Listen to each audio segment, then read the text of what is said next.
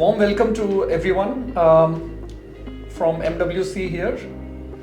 So we have today with us Rob from CPaaS Acceleration Alliance and Raul from S&P Global, and we are in this beautiful booth in our MWC Comviva booth. So we are here to discuss CPaaS with Comviva and how the overall CPaaS ecosystem is evolving. So Rob, why don't we start with you? So how do you see CPaaS market evolving in last 12 months? So that's a great question, especially here at MWC Dash. It's amazing to see the telcos are all starting to look at CPaaS because the network APIs, like Project Chimera, OpenGI, Open Gateway that was launched last year, all of that stuff is really coming to results now, and there's a great synergy starting to emerge between the telcos, the operators, the mobile operators, and the more traditional CPaaS providers, and also the new CPaaS enablers that make all of this stuff possible. So I think there's a really huge energy and a huge development over these last 12 months. Raul, how do you see from the overall interest in the ecosystem in last 12 months? How do you rate that compared to the previous 12 months? Yeah, I actually think that, just following up on what Rod was saying, that we are really going into a new stage for CPaaS, the way the market is evolving. And not just in terms of the excitement building up with telcos.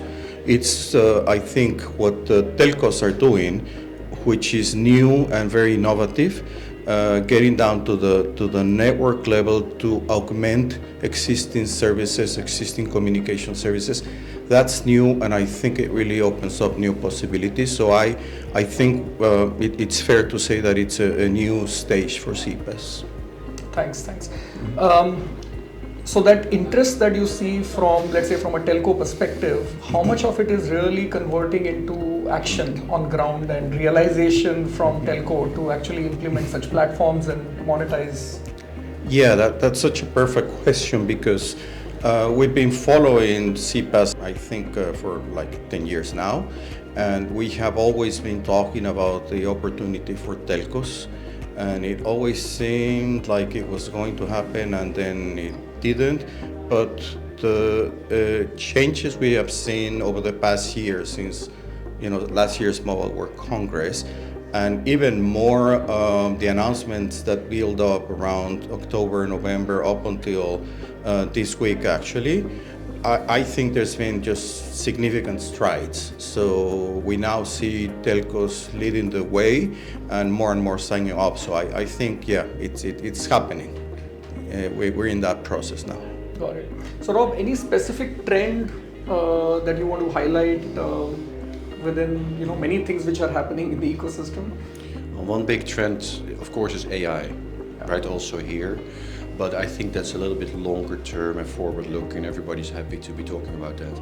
I think the real trend, if you think about CPaaS right this year, is that combination of network APIs and traditional CPaaS, as Raul said, augmenting CPaaS with network APIs to make authentication more secure, to make 2FA, to solve some of the problems really that have come up the last couple of years in the traditional world of CPaaS, right? There's a lot of issues with messaging, 2FA and fraud and all these things. And there's an opportunity here by collaborating with the telcos, the mobile operators that have interesting and new and unique information, let's say, about the user, right, connected to that device. There's a whole new range of opportunities that are very simple really to implement. It's not rocket science, but creates a huge value for the customers, the consumers. So when you think about the customer experience, there's a real opportunity here to make things better, easier, more flexible. And then your previous question, how much are we really seeing? I think it's early days, right? Yeah. So we're seeing a lot of interest from the telcos. At the Alliance, we now have about a dozen of the large telcos as members. The big players like Deutsche Telekom and Vodafone Group and these kind of companies, and some of the smaller ones. But what we're seeing is that there's a lot of interest from the smaller telcos, operators, and they're looking for solutions. So this is where the world, also the opportunity, the platform that Comviva has to offer comes into play, right? What the technology stack that these companies need to work with to not only have their network API published, because that's only step one, but then you need to bring that to market. It needs to be secured, it needs to become part of a platform, it needs to become part of a total solution. You need to think about building applications on top.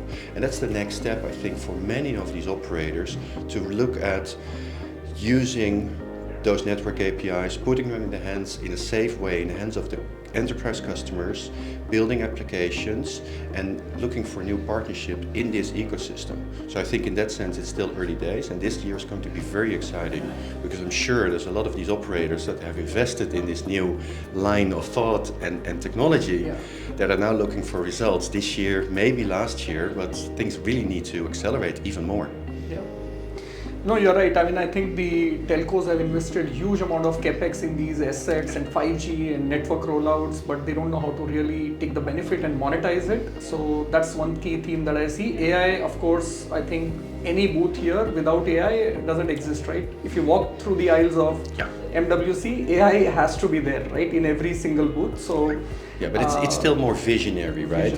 Nobody really knows what's going to happen there. I think there's a huge opportunity because AI requires a massive amount of compute power close to the user. So that's a great, somewhat longer term thing. But I think this year is really the year of API, not AI. So it's API, it's CPaaS, and looking for these new business cases and bringing them to market. Yeah. So what is the key challenge that telcos are facing? Why are they not moving when the opportunity is there, the demand is there, and the solutions? There are many of us vendors like Comviva who are ready to offer the solution. What do you see as inhibiting that rollout? I think there's a number of challenges, and some of them may be on the technical side. I think, relatively speaking, those could be the easy ones. There's really a lot of work being done with the Camara Open Gateway initiative and with the CPaaS enablement vendors. So I think that's paving the way for them to join. Probably on the commercial side, there may be some challenges as well in terms of which use cases should we be looking at, how do we commercialize them, what is the expected monetization schema. So the good thing is that you already have other telcos that are leading the way to understand how this is working. We know that there's Deutsche Telekom, Vodafone, Orange, Claro, Brazil, they already figured it out, so we can learn from their experience. And there's also the CPaaS Acceleration Alliance, which is also kind of mapping the way for telcos in that sense. Maybe you should say something. Yeah, I think there's a lot of learning that telcos need, right, from each other. There's a few that are leading the way, that have been experimenting maybe with APIs for the past 10 years, right?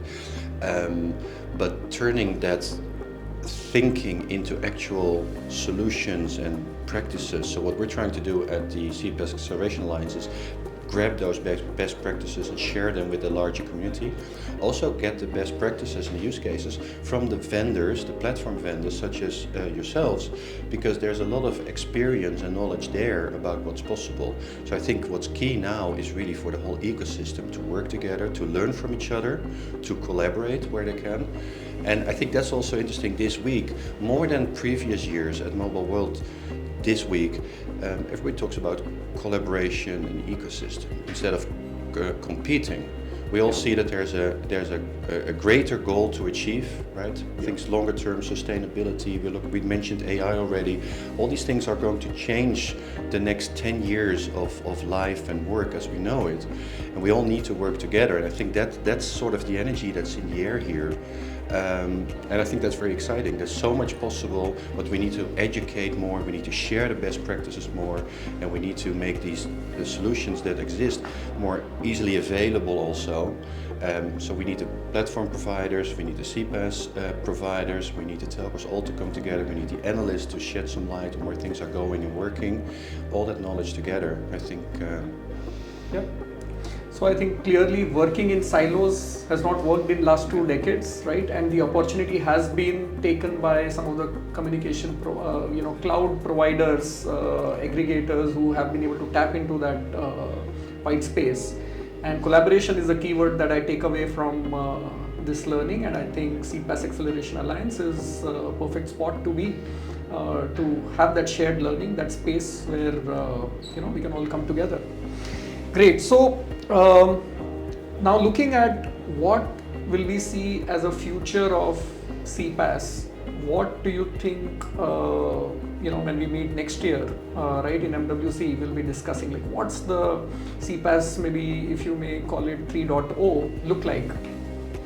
Yeah, that's a good question. I mean, so we've been talking about CPaaS 3.0 at the Alliance for a while already, right? So some people still think of CPaaS as messaging, and it's clear that messaging is post-peak, right? That's a commodity, and the margins there have evaporated, basically. So we're looking at the past 10 years as sort of a CPaaS 1.0, 2.0, 3.0 is where we are now. I think what's exciting now is really the combination of network APIs with the more traditional CPaaS. Looking forward a little bit, I think we're going to see more and more APIs added to that whole mix. And AI is going to be a component in that, but maybe that's CPaaS 4.0, right? At some point I kind of lose track, and then I hand it over to Raul to make sure that we get the numbers right. But I think the evolution is clear. I mean, 1.0 was in the past messaging, and we should stop thinking about CPaaS as messaging. Yeah. CPaaS is so much more. It's really the combination of all these different things. And the network APIs are a great demonstration, right? It may be a very simple API on the network for the telco, that gives location information or some information about the device. It's a trivial API almost, but it adds so much value to specific use cases. So we're starting to think more and more in terms of use cases instead of APIs. I think the words API and CPaaS are really shifting to the background. It's about customer experience, it's about digital transformation, and it's about solving some real-world problems together. Yeah. And that's going to be, I think, the future of CPaaS and what we're committed to supporting. Yeah, you're right. I mean, I think the telcos are sitting on a wealth of capabilities, but then how do you package and make it easy use cases for enterprises to consume without too much of manual operations needed for configuring every service? I think that makes CPaaS a wonderful tool for enterprises to leverage. So yeah, but also, and I'd like to mention it, there's a regulatory side to all of this, right? I mean, we talk about AI as if it's simple, and you could say the LLMs are simple, and we've sort of, the big guys do that, but data that it's built on is coming from somewhere, and that's a real issue that we need to tackle also as an industry. Where does this data come from? How is it processed? I mean, there are rules and regulations in many parts of the world already around that. Europe now is launching the AI and Data Act to give some boundaries around AI, and I think we should also work with the regulatory organizations to make sure that we know as an industry where we're going and how we're protecting the rights of the consumers while we're working on better customer experience. So that's an angle that we should not forget. It's not just the technical stuff. There's also this part, because it's the opportunities are huge, but there's also risks for bad actors and stuff, and that's a crucial part of what we're doing together. No, I mean, that's a big part of any telco rollout, that you have to take care of the regulatory, and that's one of the reasons why it's also slightly slower than the more internet-based companies who are not really regulated by local regulation, and they are able to launch globally. So, but it's for a good reason, so all good. So, any best practices that you have seen any of the telcos implement in this space and really able to make a big mark that you want to share? Well, I think that definitely what we are seeing right now with the actual deployments and those that are already in production, and both of you mentioned it previously, it's about collaboration. So you see the three large telcos in Brazil, and then also in Spain coming out with this, and that's where the benefits are. It grows the pie. It really it's very limited if you do not see this process gaining traction with everyone. My expectation could be that we will see much larger number by the time we meet here next year. The announcements that were done between September and February, they accelerated our expectation of how the market is moving. Our expectation that what could happen in 1 or 2 years, it was surpassed in actually 3 months. Now, of course, there was a lot of work behind this, but I do think that following what these leading telcos are doing in terms of the specific APIs and the use cases they are enabling, I think that could be a good way to start, to look in terms of best practices. Just to give you a quick example, both the APIs and the use cases that some of them are tackling are related to digital identity and anti-fraud, and we see that as a huge problem where telcos can contribute to the solution.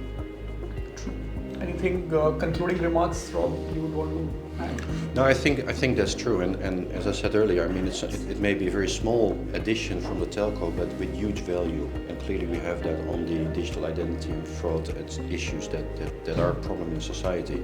So I think it's crucial that we start with those, that low-hanging fruit, if you will. Implement those use cases, learn from each other what's working, don't try to do a global rollout of dozens and dozens of new APIs and then seeing what we can do, but really pick use case by use case and learn from each other and expand on that. And I think then a lot more can happen in the next 12 months. And I think that speed that Raul mentioned of the last couple of months, we're going to see more of that as we go into this year. After this week, I mean, there's been some really interesting announcements, right? Yeah. No, I think the low-hanging use cases could be huge value to the enterprises because they can have that safe communication and being able to drive huge value. So, we need to start somewhere and then evolve into more difficult use cases like quality on demand, etc., which are difficult to crack, but I think we'll get there soon. Any other concluding remarks, Raul, from your side? Yeah, I agree with you in terms of the order, if you will, of the APIs. What I could highlight here is this is a significant opportunity for telcos, and I think we are pushing the message that they really should pay attention to this. When CPaaS started, there was a lot of focus on the application layer. And the network layer had been kind of in the background. But now opening up the network with APIs just opens so many possibilities.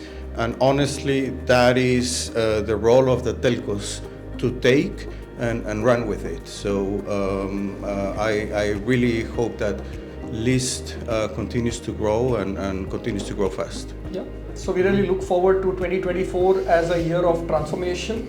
Thank you so much for being on this episode of CPaaS with Comviva. Really glad to have you, and maybe we'll do another session with more details around use cases very soon. Yes. Thank you so much. And for more such sessions on CPaaS with Comviva, please follow Comviva on LinkedIn, Twitter, and follow the series for more interesting insights from all the experts around the world. Thank you.